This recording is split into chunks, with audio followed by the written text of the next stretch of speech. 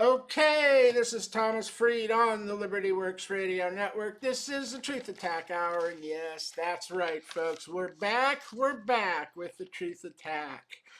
So let's just get right into this, Okay, so we are the Liberty Works Radio Network, and we do need the support of the members of the listening audience to keep the broadcast network operating. So, if you enjoy the shows, the information, the lectures, the discussions, and the guests and the hosts on the other shows on the network, we sure would appreciate it if you could find your way over to the LibertyWorksRadioNetwork.com and get signed up as a subscribing member, even if it's as little as $15, $20 a month.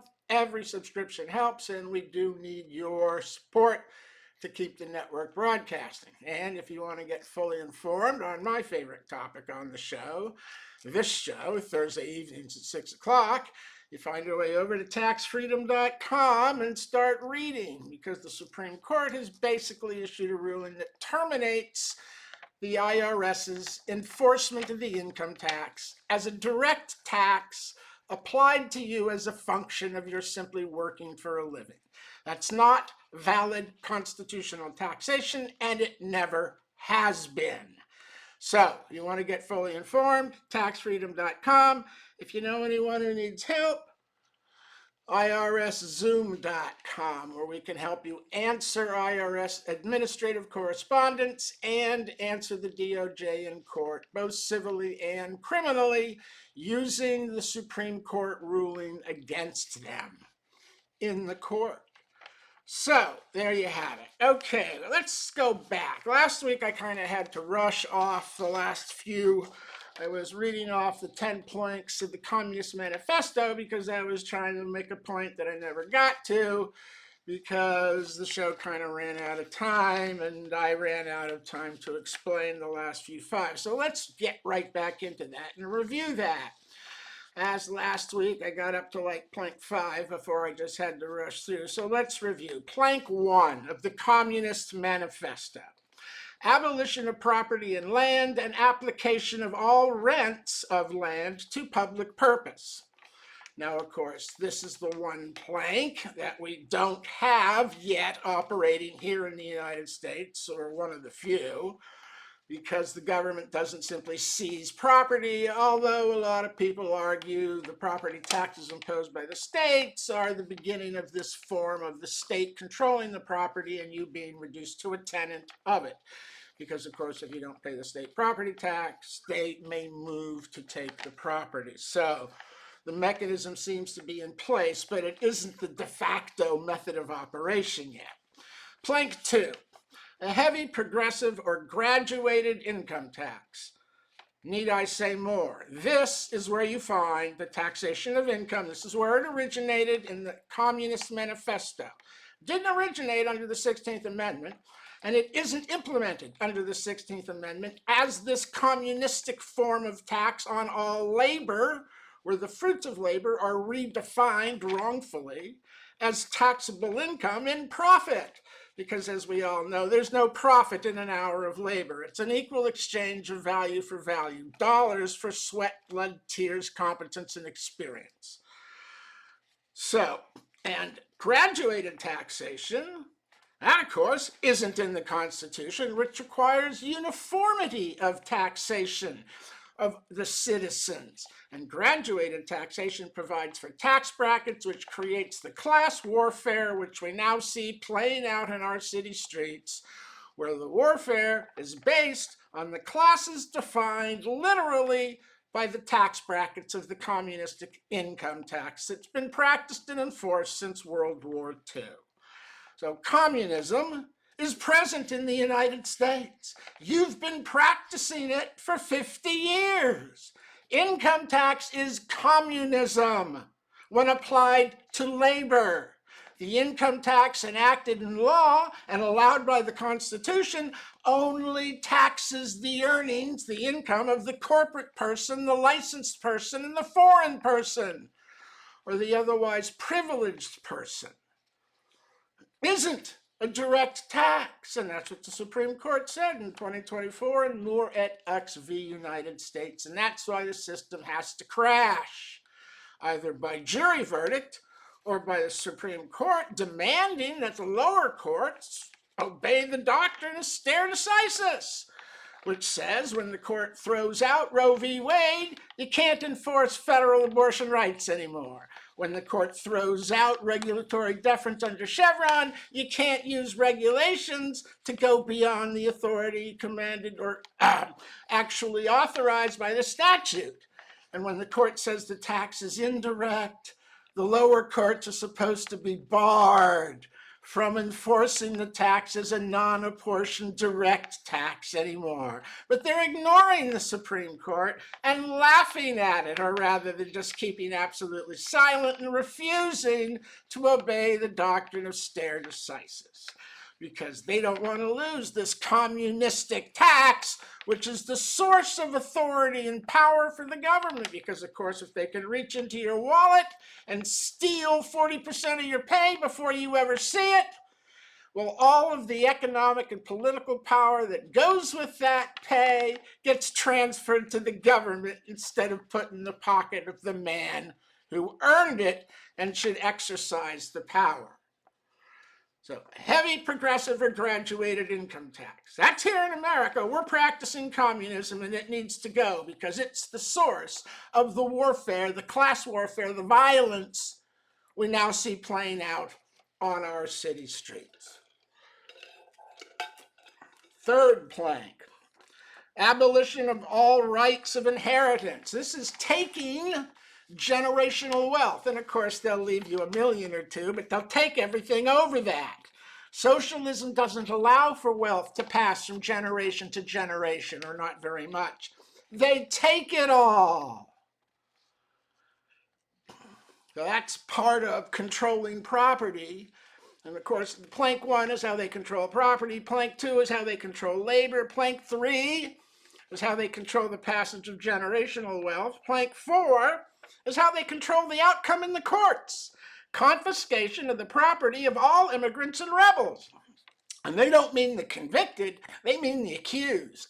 And of course, if you take away the assets and the resources of the accused, you can pretty much be assured the government's going to win that case in court, because the guy ain't got no money to hire attorneys to defend him. Good luck with the public defender.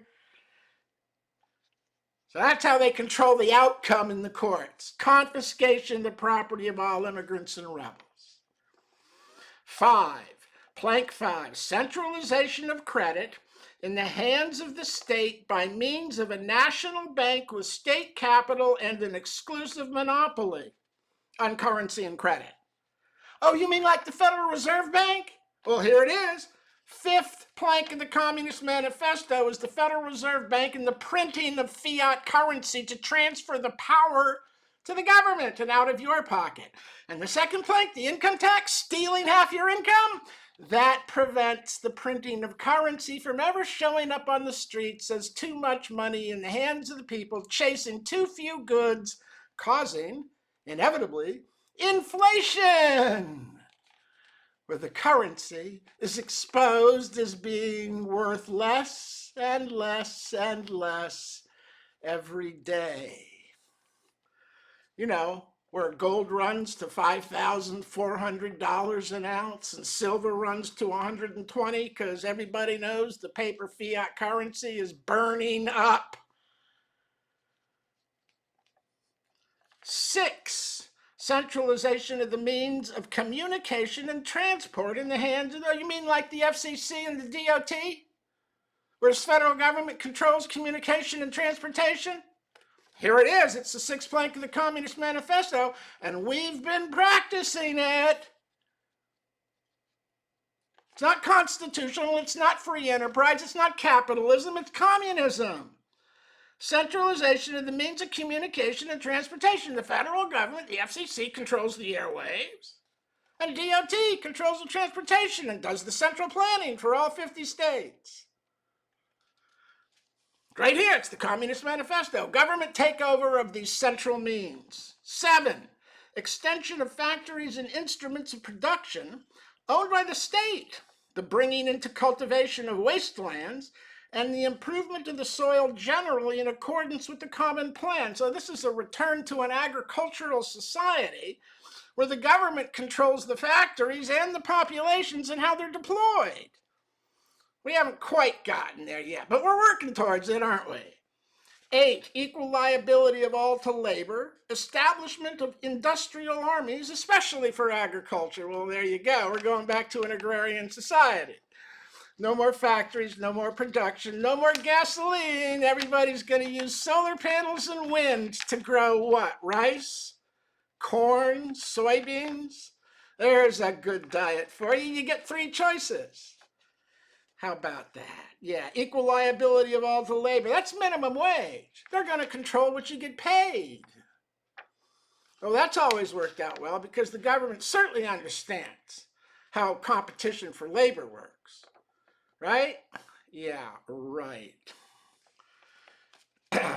So, 9, combination of agriculture with manufacturing, industrial, gradual manufacturing industries, gradual abolition of the distinction between town and country by a more equitable distribution of the population over the country. There you go again. There's your population control. We're going to take you out of the cities, put you in the countryside to work with a hoe, farming, rice or cotton, or tobacco the way they used to.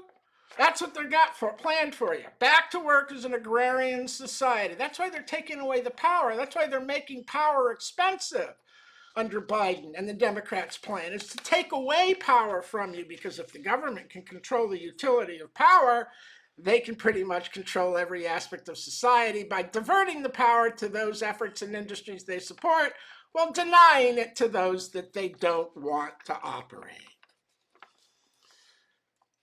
So that, pretty much puts the power in the hands of the government. How do we get there? Plank 10, free education for all children in public schools. Abolition of children's factory labor in its present form, but we'll allow it in a future form. Combination of education with industrial production. In other words, there's no more school, there's only child labor. Doing what we tell you to do.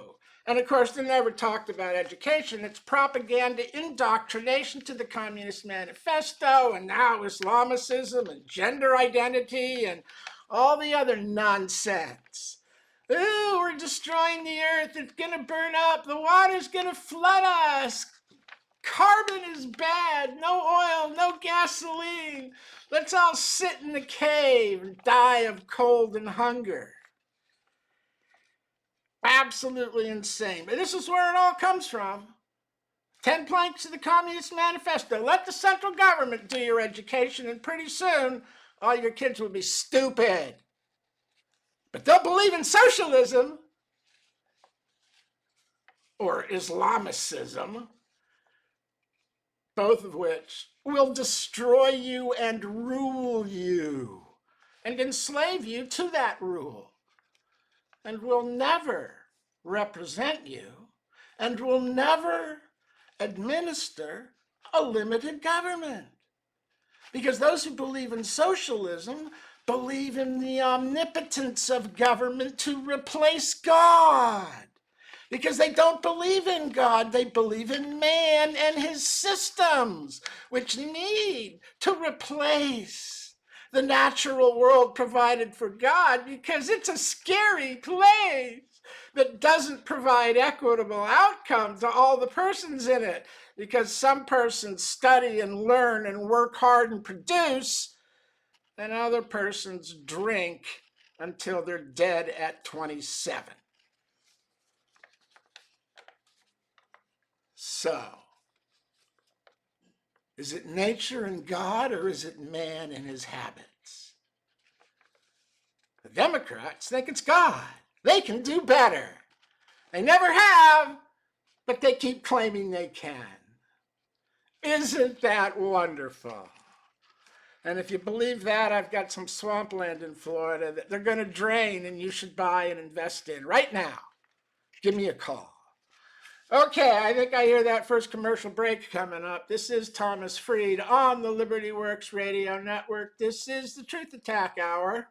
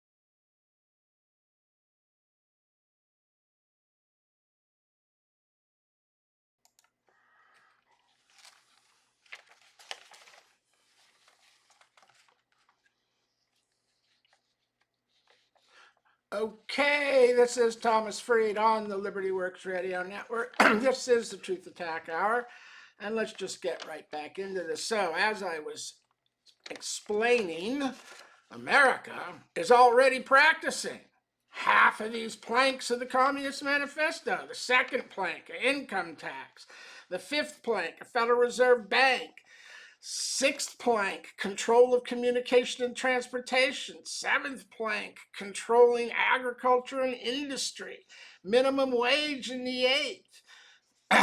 Agricultural armies in the ninth. We haven't quite gotten there to population relocation and an agrarian society yet. But that's where they're going. And the 10th plank, free education, public schools, central planning in the government schools, which is indoctrination to propaganda without providing education, because, of course, today they're graduating high school students where 3/4 of the class can't write English, can't do math, and can't recite history.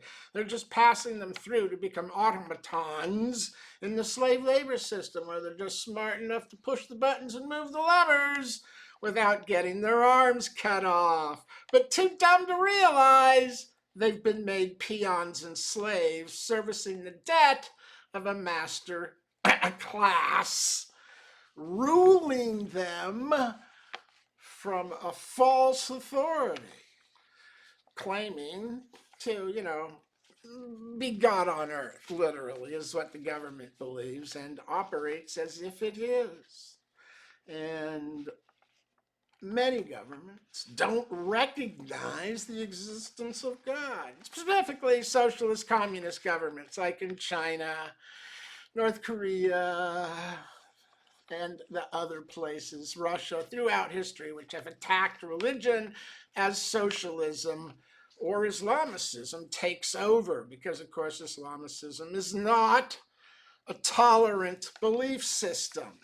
It's a ruling system of predatory dominance that just takes its time before moving aggressively. And the Iranian Revolution should, of course, be covered more in the news, but it is playing out without coverage, without much coverage. None of the networks are covering what's happening in Iran, where the Iranian people are trying to throw out the Islamic regime that has destroyed that country and ruled that people, well, since the 70s when they took over. So there you have it, the 10 planks of the Communist Manifesto. That's what the governments are practicing. That's what the government is putting in place, especially on the Democratic side. But of course, for 60 years, Republicans and the conservatives haven't said a word about the income tax or the Federal Reserve Bank or all of these other elements of the socialist system we've developed. So we're going down the wrong path. They've been getting away with it for 60 years, since the end of World War II. But it seems like things are kind of unwinding now because they printed too much money during COVID. And the cat is out of the bag, and more people are waking up to the fact that this system ends in an unaffordable life of enslavement to debt. So, on that note, with the Democrats calling for the liberals, there's a movement developing right now for people to protest and not pay income tax this year, and I'm 100% in agreement with that. It's the first time in 15 years I've agreed with anything the Democrats did collectively as a party. But I agree. Don't file, don't pay. Hold back your money and protest the system which is destroying you and consuming America and destroying the constitutional republic. Only file if you're owed a refund. Make them send you correspondence saying you owe, because you don't under the Supreme Court decision of Moore et al. And we can prove that with the letters available to help you defend yourself from the IRS, available at irszoom.com for just $50 a letter. So absolutely, let's have an income tax protest. Only file if you're owed a refund. Let's use April 15th to drain the Treasury rather than to fill it. See how long it takes the Congress to change the law when that starts happening regularly. So, on the next issue, let's just jump right into this. Obviously the stories are the paid protesters in Minneapolis that are yelling and screaming about Nazis and fascism and trying to interfere with federal law enforcement. And of course, the death of the two individuals, where it would seem to me there's some blame on both sides there. They shouldn't be interfering with federal law enforcement operations, but do you really need to do that? So it's the Democrats yelling Nazi, Nazi, the liberal protesters. This is insane. The illegal immigrants that are being arrested are not Jewish. In fact, the party that supports the people that want to attack the Jews are the Democrats. They support Hamas and Palestine, or Palestine, and through Palestinian support, they support Hamas, which of course is a terrorist organization dedicated to eliminating Israel and killing all the Jews. So it's the Democrat Party that has actually taken the Nazi position by supporting a group of people that want to kill the Jews. They're just projecting when they're in the streets yelling so that you can't turn around and explain to them that you're actually the Nazi. But it's true, isn't it? It's just everything they yell is a projection. Russia, Russia, Russia. Hillary was colluding with Russia, not Donald Trump. Everything they scream is what they're doing. Insurrection on January 6th. Now, the insurrection was the Black Lives Matter riots and protests that actually burned down federal buildings. January 6th was a mostly peaceful protest, where admittedly there was a little violence, but it was only female protester, Ashley Babbitt, who got killed, and the Democrats didn't say a word. But when a female protester is killed interfering with federal law enforcement in Minneapolis, oh, now the Democrats protest. Well, I'm sorry. You didn't say a word when all the women who were murdered and raped by illegal aliens were happening while Biden was here. You don't get to complain now about one. You've lost your credibility. It's obviously political and not honest or moral. If it were, you'd oppose both. So, let's not spend too much time on that because it's just, so how can we get to some solutions here? How can we take money out of politics? How can we fund the government? How can we afford the welfare systems? How can we actually provide health care? You know, there are answers to all of these questions. And why don't we run through some of them? The way you take money out of politics is you don't allow any donations at all. You give each candidate who raises enough signatures by petition a certain block of free airtime on the major networks. And then the people listen to the network programs put on by the politicians, either ads or speeches or policy positions, and they vote based on the policy positions, not on how much money is spent and how many signs are flooded in the neighborhood. I mean, the networks are supposed, they were given these monopolies on the airwaves, ABC, CBS, NBC, on the primary network channels, under the premise that they would do public service. And what do they do for public service? They put on ads of eggs in a frying pan and tell you that's your brain on drugs. That's not a public service. You want to know what public service would be? A public service would be giving 2 hours of free airtime to every politician across the 3 months of time leading up to the election. Maybe 6 hours, maybe 10 hours. That would be public service, dedicating a certain number of hours to each candidate on the ballot so that the people could hear their message and compare policy messages. And the politicians wouldn't need to spend all their time raising money for the next election and lying and cheating to their constituents who they could now represent, knowing that they've been elected on policy, not on monetary. Oh, I know. The people with all the money won't like that, will they? Because it will restore us to a representative government. No, they don't want that. But that's how you could make the networks do real public service and take money out of the elections, because companies don't vote, Why are they allowed to contribute any dollars at all? They shouldn't be allowed to contribute money at all to any politician or their organization or their charitable causes. It's just pure corruption. Companies don't vote. If a company wants a policy and law, it can ask all of its employees to write a letter, and all the employees that support that position can send it in. And then the government can be responsive to the individuals, not the corporations that buy and sell them and own them in today's system. So you have to take money out of politics, and the only way to do it is to bar money from being donated to any of them.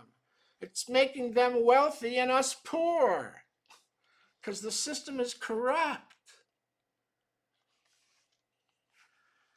And the corporations don't have it in their corporate charters to spend money to lobby for certain politics. So they shouldn't be allowed by shareholders or law to spend that money on that purpose, because it's not in their corporate charter as the purpose of the company. So that's how you shut this down. How about healthcare? How do you solve the healthcare problem? Well, why don't you put people that actually provide health care in charge of it? Because insurance companies don't provide health care. They could give a crap about whether or not any health care or medicine or procedures are provided to the sick and the ailing. They give a crap. They don't exist to do that. They exist to provide profits to their shareholders. Making the insurance companies the gatekeepers to the doctor's office does nothing but turn medicine, which should be a calling, into a business and a profession. And by letting the insurance companies play gatekeeper, it ensures that no patient will ever confront the doctor with his Hippocratic oath to provide care regardless of the patient's ability to pay, because of course the insurance company playing gatekeeper at the receptionist desk makes sure nobody ever sees the doctor unless it's already been confirmed that they can pay by some kind of insurance coverage, which again only gives everyone a bottle of pills and balks when it comes time to actually provide the surgical procedures or pay off on legitimate claims. Those get taken to court to not pay. So by putting the gatekeeper in charge of the medical system, you destroyed medicine. Who is it that actually does provide health care? Doctors, nurses, and EMTs, hospitals and clinics. So what you need is not a network of national insurance coverage through Obamacare, which has destroyed affordable care. You don't need the insurance companies to take over. You need a network of hospitals, clinics staffed by doctors, nurses, and EMTs to provide care to the underprivileged and those that can't afford insurance. And where are we going to get a network of hospitals and clinics staffed with doctors and nurses and EMTs? Oh, I know. Why don't we use the network that already exists, but it's staffed by bureaucrats instead of doctors and nurses and EMTs? What am I talking about? How about the VA? The VA is a medical network system of hospitals and clinics. It's staffed by bureaucrats. So you need to take the VA and turn it into the U.S. Health Corps. Get doctors and nurses and EMTs to sign up with the U.S. Health Corps by giving them scholarships to medical school, nursing school, and EMT degrees programs. And then you bind those scholarship people into service, 7 years as a doctor, 5 years as a nurse, 3 years as an EMT. You fire all the bureaucrats at the VA. You replace it with a quasi-military U.S. Health Corps run by doctors, staffing the hospitals that are all salaried and just perform what needs to be done without charging to the extent possible. Now you have a network of medical care rather than insurance.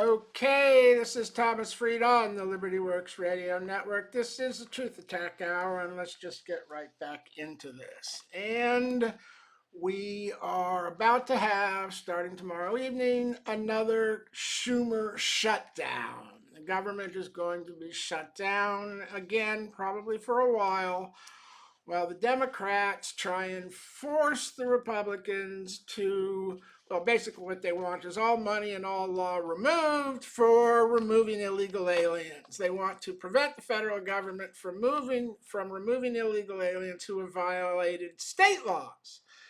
So if you commit a murder, they can't remove you because that's state law. They only want to remove you for federal law, which is what? Counterfeit and piracy? They're obviously not enforcing sedition. So they essentially want to enable in law the inability of ICE to arrest and remove illegal aliens, even where they are criminal, and that's already been determined. Even where they've already been ordered to be removed, the Democrats want them here because, of course, the foreigners are going to be their new voting base.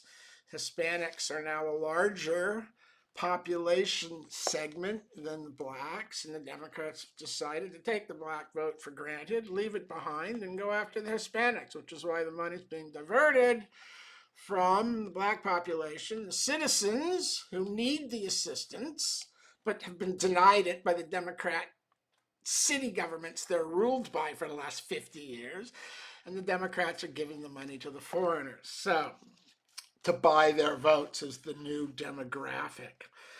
But the government shutdown is coming. And as I've said before, Trump should use this opportunity to take the Democrats at their word and shut down the government.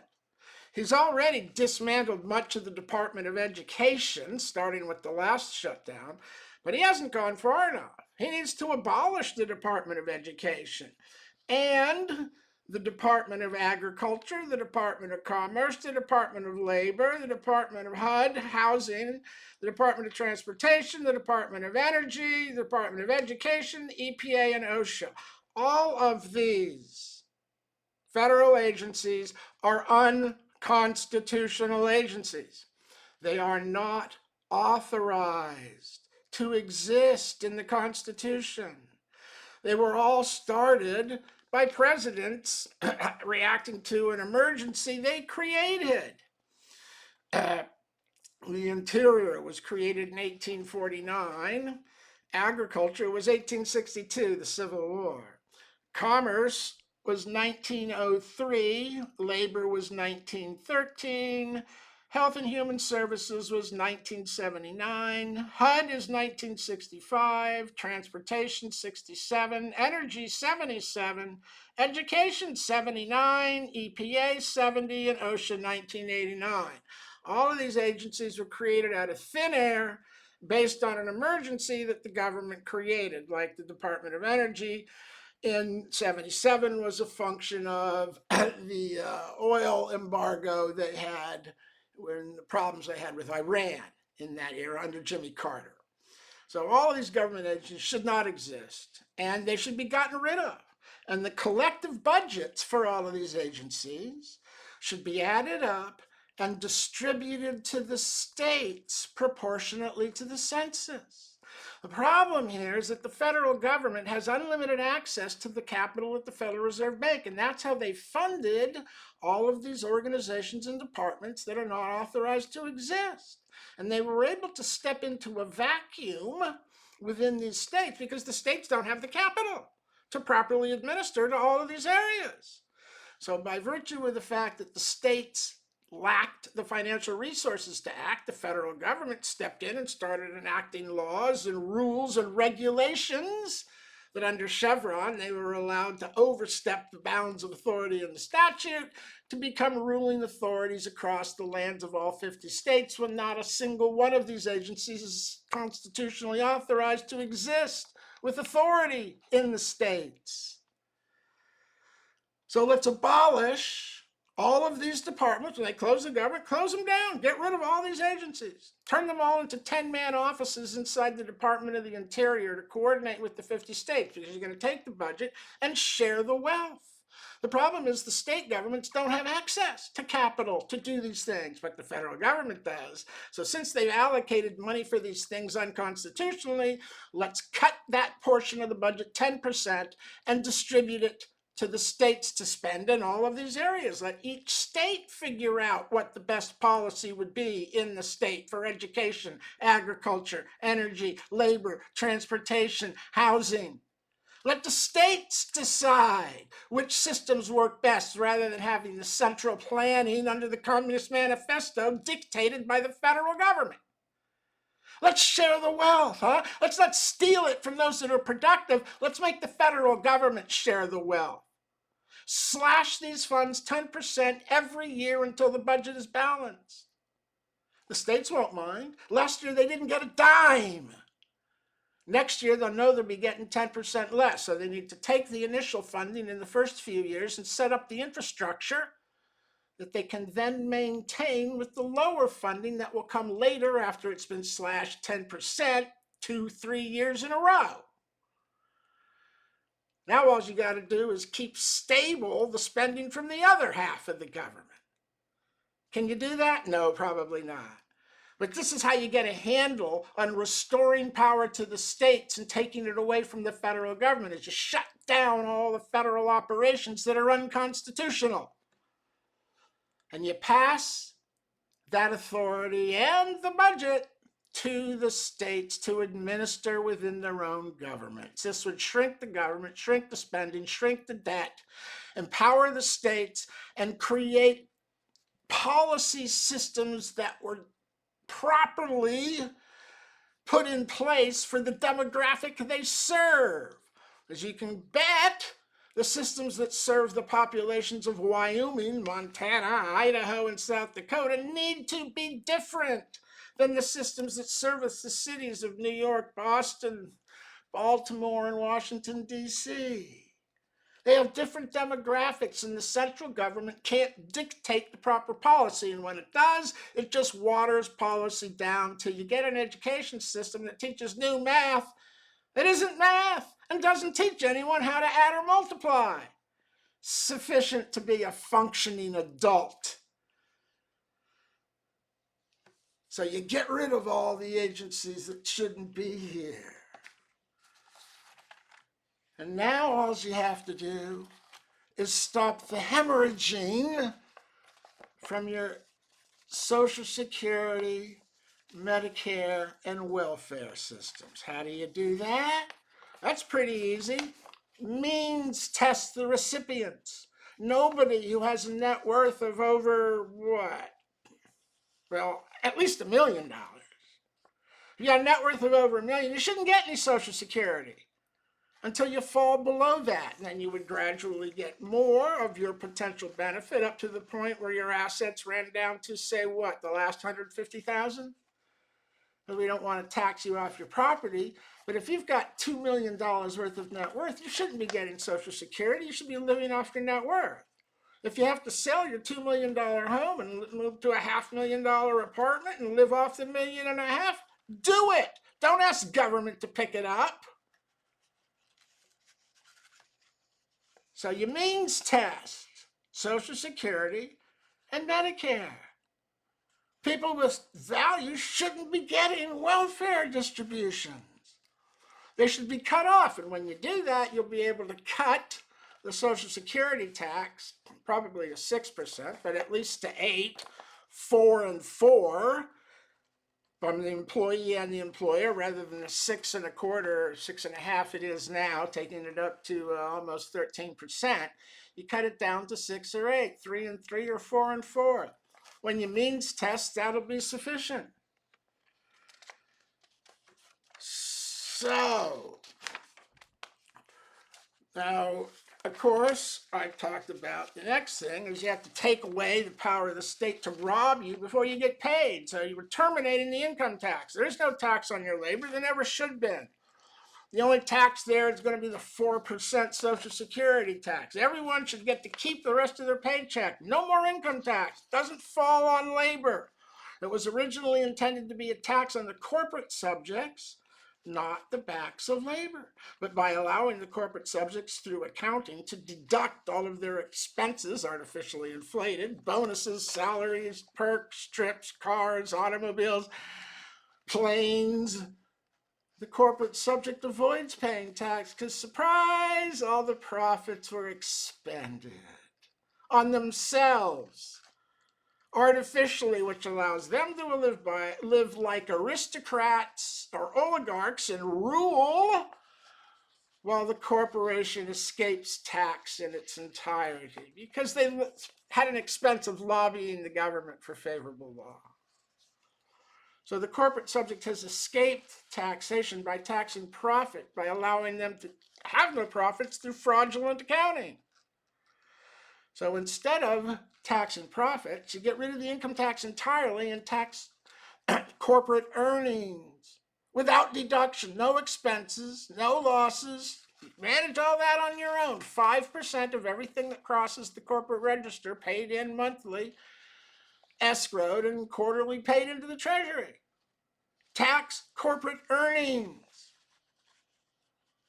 And you've gotten rid of all the unconstitutional departments, so now the government has to learn within the monthly budget raised by the corporate tax of 5% on all corporate and business operations throughout the country. It makes every single business become a meaningful contributor to the treasury on a monthly basis, and it frees the American people to keep their entire paycheck and thus make life substantially more affordable in this era of high inflation that we've had to suffer through for the last 5 years. And admittedly, while Donald Trump has brought the inflation rate way down and seems to have it under control, prices don't come back. Until wages catch up, it's unaffordable to live, or very hard to be affordable to live. So you get rid of the income tax, you tax corporations on their earnings, and you make all corporations and businesses play.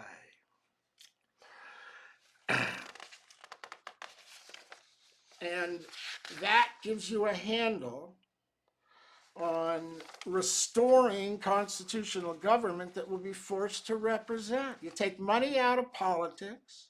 You make the healthcare system come from doctors and nurses and hospitals and clinics, not insurance companies that don't provide healthcare.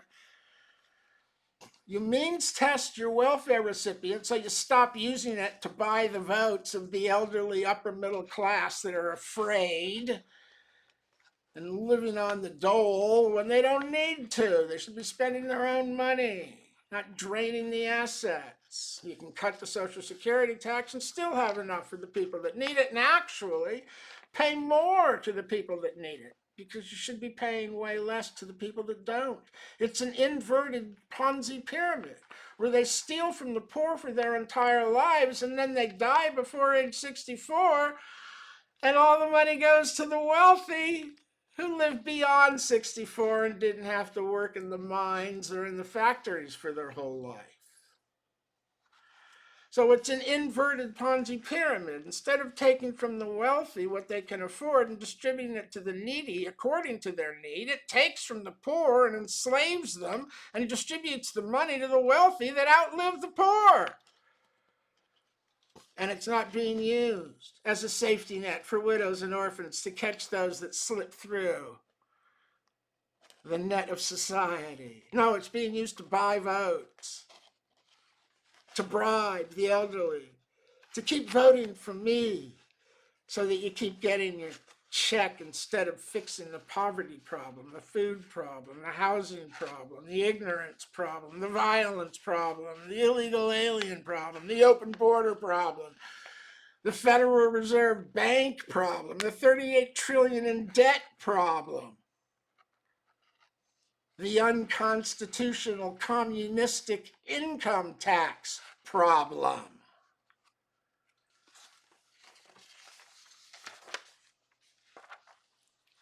So, there you have it. We need to eliminate the unconstitutional bureaucracy. We need to strip the federal government of half the power it's unconstitutionally exercising in all of these arenas it has no business being in.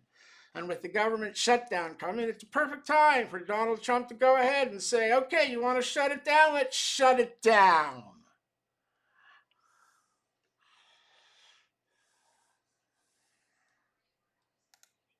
Thank you.